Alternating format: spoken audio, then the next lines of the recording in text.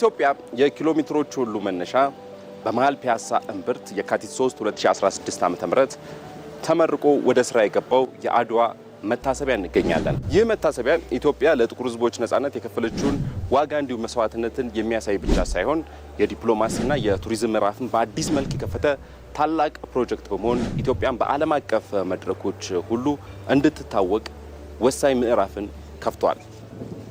በእርግጥ መታሰቢያው የአድዋ ድል ለኢትዮጵያ ብቻ ሳይሆን የመላው ጥቁር ሕዝቦች የፓን አፍሪካኒዝም መነሻ በመሆን በኪነ ጥበብና በታሪክ ማስረጃዎች ጭምር ያሳያል። አዲስ አበባን ደግሞ የአፍሪካ የፖለቲካና የታሪክ ዋና ከተማነቷንም አጠናክሮላታል። ለአብነት ያለም በእኔ በስተቀኝ በኩል የምትመለከቷቸው ህብረ ብሔራዊ ታላቅ ጀብድን የፈጸሙ ኢትዮጵያውያን የጦር መሪዎች በአንድነት ታሪክ መስራት እንደሚቻል አሁን ድረስ ለጭቁኑ ሕዝቦች ሁሉ አራያ የሆኑ ናቸው።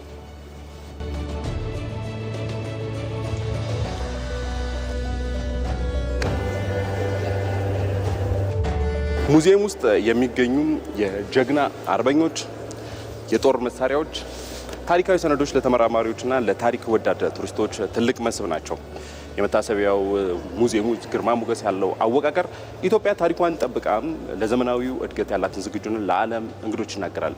በዚህም ለሀገሪቱ የቱሪዝም ኢንዱስትሪ አዲስ የገቢ ምንጭ ሆኖ እያገለገለ ይገኛል። ቱሪስቶችም እዚህ ሲመጡ ስሜታቸው በጣም የተለየ እንደሆነ ኢትዮጵያንም እንደ አዲስ እያወቅናት ነው ሲሉም ብዙ ጊዜ ስሜታቸውን፣ ሀሳባቸውን ይገልጻሉ።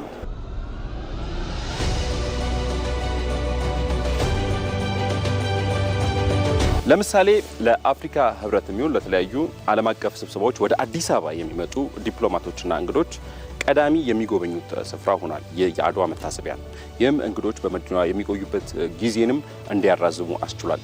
ከዛ ውጪ የውጭ ሀገራት መሪዎች ወደ ኢትዮጵያ ሲመጡ እዚህ አድዋ መታሰቢያ ላይ የአበባ ጉንጉን እያኖሩ ነው አሁን።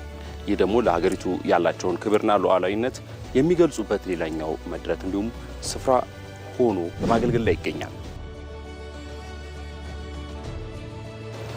መታሰቢያው በውስጡ እንዲሁም ደግሞ በዙሪያዎቹ ያሉ የገበያ ማዕከላት፣ የመሰብሰቢያ አዳራሾች፣ ካፌዎች ለከተማዋ ነዋሪዎች የስራ ዕድል ከመፍጠርም በላይ የከተማዋን የንግድ እንቅስቃሴ አሁን ላይ አቀላጥፏል። እንግዲህ እነዚህ እውነታዎችን ስንደምራቸው አዲስ አበባ የዓለም አቀፍ ተቋማት መቀመጫ እንደመሆኗ የአድዋ መታሰቢያ ለዲፕሎማሲያዊ ግንኙነት እንደ ድልድይ እያገለገለ ነው። የአድዋ ድል መታሰቢያ ከ130 ዓመታት በፊት በአድዋ ተራሮች ያገኘነውን የትናንት ድላችንን ዛሬ ላይ ቆመን ለነገው ትውልድ የምናሳይበት የሀገራዊ አንድነት ተምሳሌት ነው።